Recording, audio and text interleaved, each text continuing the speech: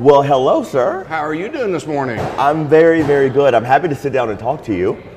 We've been over to several of the forums in Jeffersontown, where obviously there's a lot going on since you've been at the helm for 12 years. Lots of changes are going to happen there. We got 13 construction projects going right now, and so many times politicians think of their time frame between year 1 and year 4, or year 1, year 8, and they don't develop anything in the future. So I want to leave. When I got in, the mayor before me didn't even leave salt in the bin in January to put salt on the road. So they'll have a full bin of salt, but they'll also have projects that will continue on. So the next mayor that takes over for me will already have projects in the hopper to make the city continue to be prosperous. We have to do that. We can't do from one election to another election. We have to think of the future. Well, I think a lot of people would appreciate any goal to leave something better than you found it. And it sounds like you're proud of that level of work. I do, as we talk about the race for Metro Mayor now, I want to backtrack a little bit, just so people have the ability to know who you are a little bit. So, in your best Bill Dieruf spiel, a little bit about yourself. Well, it's not a spiel. It's the life you live and what you were brought up. And I was brought up owned a hardware store. And what better way to understand how to help people solve problems and how to help the community is people come in a hardware store. And what you learn is it's not matter if it's a 5-cent nut or a $30,000 Bobcat. A person walks in with a problem, they want it solved right then. They want somebody to help them that cares about them. And that's what we did. It's a family hardware store. It's continued for over 80 years. I was second generation. My son-in-law is the third generation, so it continues to help people. And we bring that to government. We bring the customer service. It's a wow experience. The same thing you would expect when you come to my hardware store would be the same thing you expect in J-Town, would be the same thing we're going to bring downtown. When I thought about sitting down to talk to you, this concept did not come to me. It's coming to me right now in this moment. But I don't know that I have sat with or talked to someone who has been a mayor of a large city. We forget J-Town is one of the largest cities in the state. Correct. Someone who has been the mayor of a city for 12 years and is now trying to move into a role to be mayor of another inside the same kind of space. Why? Why? Because I love what I do. And I see a need downtown to carry it forth. I am termed in J-Town. And as you said, J-Town, our Commerce Park is the largest in the state. So I understand how business and how economic development goes. I understand government needs to get out of the way and let a business do what they do. And business attract business. Government doesn't attract business. Business attracts business. But the honesty in the leadership that's in government makes a business want to come live here, and the people want to come live here. So yes, I am the first mayor ever to stay in the same house and run for a mayor of another city at the same time and bring the experience. I mean, it's one thing to say I've been a mayor. It's the other thing for the people in the community to say you have the proven successful experience that we want to take downtown. What does that experience look like in effect? And here's why I asked that question. Because I don't know if people really fully understand what a mayor does every day. We will see a mayor at council meetings, we will see a mayor at events and different public mayoral things, but I'm not sure a lot of people know what goes on in economic meetings, in meetings with your staff, in meetings with different organizations around the city. But it starts, let's say, the Parks Department. I mean, you get calls during COVID. During parks, do you let them play? We were the only city, the only public pool that was open during COVID because we understood how to safely open it. So as a mayor, you had to figure out how to do that. When you look at permitting and zoning, people look towards you to see what is the smart development that should come to your town. And how do you set the tone of the town? How do you bring pride back to the town? It starts in the mayor's office. And then it works down to the employees. So every day I walk in all my different directors' offices and say, what's going on and how can I help you? But you got to let them do what they do best. Whether it's bringing events to the city, whether it's the police department, how do we move the police department farther, faster, and do what needs to be done to keep our city safe, and do the community policing, or whether we do the Angel program that J-Town did. Rick Sanders, myself, and Brittany Garrett, our major, brought the Angel program to help those that are addicted. What do you do as a mayor for those people that are homeless? You don't move them from one viaduct to another. You actually take to realize that they are all different types of people that are homeless. There's people that are addicted. There's veterans that fought for us and brought our freedom, but yet they couldn't adjust. So we have USA Cares. We have social workers that we are using right now for people that lost their houses. And we brought social workers in years ago. As a mayor, you don't do things to get sound bites. And that's what this election, unfortunately, on the other side is doing. They're bringing sound bites. And when they feel like if they say something 10 times, it's true, that's not the way to run a city. You have to run a city where it's actually true and the people believe in it. So my job as mayor is to bring you a city that you never want to leave. And if you have to, you bring somebody in and tell them this is the best place to live. So when you say that, you lay out a lot of things that are going on. You mentioned homelessness, you mentioned economic development, you mentioned police. So I don't think any of us are naive to the world right now and to all of the things that are happening. And a mayor has to be focused on many things all the time, right? You can't be laser focused, and obviously you know that. So where do you start? I mean, I always hate the question about your top 3 priorities, but I guess that's the easiest way to set you up. Where do you start, and what do you make your top priorities as you would move into that role? But the unusual thing, as you mentioned, is I am a mayor running for mayor. So it's not a matter of starting, I'm already doing this. And when they start talking about the 100 days or the top 3 things, 100 days, we're already working in Frankfurt to bring a juvenile justice center back second to none, to where the kids have consequences, but we help the kids go to a different life. So we're already working on it. I'm not even the mayor of Louisville, but I am the mayor now, and we need that here. So we're working on that. And there's other bills in Frankfurt. I'm on Kentucky Transportation Board to bring road improvements to here. We're on a university board to bring the education we need here. So, and with GLI, we're working with them to attract businesses to our community. So I'm not waiting till January 2nd to be sworn in. We're doing that now. So the priorities are to keep you safe, make sure your kids have the education, and do economic development. We have a once-in-a-lifetime chance coming out of a pandemic, and with the Ford plant going down 65. But we also have, as an accountant, I understand numbers. So when you start talking about the future of Louisville, they have a budget of $800 million. They got $388 million in ARP money, American Rescue Plan money. So you would think they could balance the budget. They had to go borrow another $71 million.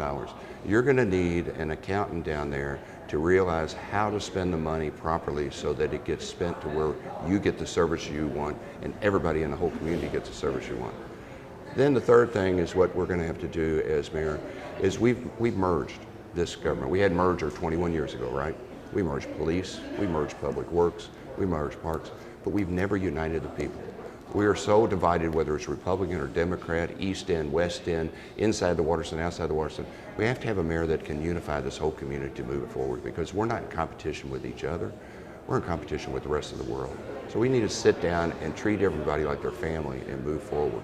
As a mayor, I was also president of all the cities in this state. During the pandemic, I actually visited 187 cities to unify us moving forward through the pandemic. And there was constant calls. What do we do about this? What do we do about that? In fact, during the tornado, I actually set my candidacy down and helped the tornado victims, because I was their president, and set up Cities Helping Cities. That system of Cities Helping Cities is, if you had something as a city that you want to donate, you let the Cities Helping Cities know, so that when Mayor Kathy Onan down in Mayfield needed help, she needed a Bobcat, she could call in and she knew J-Town would supply it. Because these cities aren't as big as Louisville. They don't have the resources, so we had to have a central focal point. Louisville is the same way. If you needed help, we need to have the resources to people saying, yes, we want to help you. It's not any different to unify a state as it is to unify a county, and that's what we need here now. One of the things you mentioned, excuse me, one of the things that you mentioned, public safety, obviously, always a big topic. Where do you start there? And I ask you specifically because you've come in with an idea that you've talked openly about. How do you tackle that issue? And I'll set the stage this way also. Maybe you'll agree or disagree. J-Town and Metro Louisville have different demographics. One is more urban than the other. Do the plans that you have in mind, ready to go day one, do they translate from one city to the other? Yes, and I think it's not a matter of I have an idea. I'm actually practicing this for 12 years. I've been a mayor over a police department. And I think the idea that you're talking about, but our practice is, well, let me give this. About 6 months ago, we put out a call for 2 police officers, and we had 100 LMPD apply. And it's not because we pay more, because at that time Louisville made the pay equal or a little more than us, and now we're back to where we were. But at that point in time, it was a matter of leadership. They wanted somebody that understood what policing looks like in the future. No matter if you live in Portland or you live in Prospect or you live on PRP, you want to get to know your police officer. You want to feel safe when you go to the grocery store or the bus stop. You want your kids to be safe where they're in school. So you say it's different, but it's not. Each family wants to be safe, and policing is constantly being adjusted. And I know we have the civil unrest about the policing, and that the DOJ is going to come down and tell us all different things we're going to have to do. Isn't it better to have somebody like Rick Sanders coming with me that has 37 years of policing at the federal level, the state level, and the local level, that understands policing, that is nationally recognized? In fact, he is down in Texas right now giving speeches to different chiefs on how policing will look like in the future. So by him coming downtown, it's not a matter of respect gained, it's already respect that has been earned. And you don't get that on day one unless you have somebody with that credibility. And the same thing with myself. I've been doing this for 12 years. So when I come downtown, we want to unite both the community and the police together to tell the people that are the hardened criminals that they need to be in jail. And quit putting the people in jail that don't deserve to be in jail. Our drug addicted people, we need to get them help. The behavioral people that have problems, we need to get them help. And we shouldn't pull over the young black male because it's turn signal. That isn't community policing. We need to go after the hardened criminals, the cartel and the gang leaders, and tell them Louisville is not a place for you, and take them on the federal level and get them out of here. I want to give you a chance also to talk about economic development, because you did mention that. And one of the things that stood out when you talked about that is the downtown reference.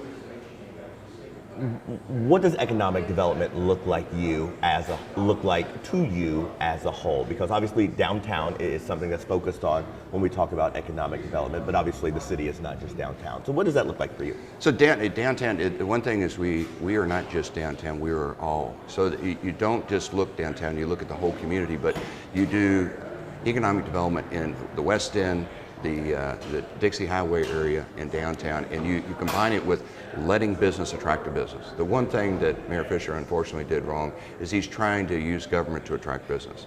That doesn't work. If you were going to move your business to a town, you don't call the mayor and ask them the questions. You call another business asking them questions. How hard is it to work with government? How hard is it to develop the business? So the first thing we would do is move the attraction to a group like GLI that would be attracting businesses here. Now, once they come here, we have to have, the business may want to locate downtown or in PRP or in the West End. It shouldn't be totally exclusive. Now, when we start looking at downtown, the key problem we have here is office tires that are starting to become empty. So we got to be creative. And over the time, if you wait to be creative when we already have a problem, we're too late. In business, if you stand still, you go backwards. So yesterday in our Economic Development Authority meeting, we were looking at ways to work from home from the job. And what I mean by that is so many times we've had that you live over your office, and the old adage is, I live up here and I work down here, the old Norton Commons type thing, the downtown. What we're looking at is you have an office building where you may live there and work there, so you're working from home, but you're in an office building down here, and your corporate headquarters may be on the 10th floor. So you're working from home, doing it from home, you're not going into office, and you're enjoying downtown. So it's we have to look at new and creative ways. And the incentives that we would come in downtown, whether it's the employee has the ability to have daycare. We're already working in Frankfurt to have the tax credit for the company to give daycare, whether it's on premise or they give the company a credit for paying for daycare for the person to come to a smaller business that doesn't have the land footprint. We're looking at a educational credit or a moving credit. So there's a lot of moving parts that we can do downtown, but the very first thing is we got to make downtown safe. And that's safety anywhere from perception to reality. So they're both very important. If you say, yes, downtown's safe, the perception is it's not safe. So we have to change both. So we would put a district downtown of the LMPD so that you would see officers down here. Because right now, you have 6 officers that go from New Lou to Southwestern Parkway. That's not enough. Now, it's not a matter of making it where it's military. It's a matter of officers being there to help you, to be friendly to you. So there are more ambassadors, but they're also keeping the city safe. So then both the people that are out and outside the Beltway come in, because those are our best salesmen. People here are our best salespeople to bring people here and to bring people downtown. So as people go, oh my gosh, Humana or one of the companies is shrinking on floors, what are we going to do?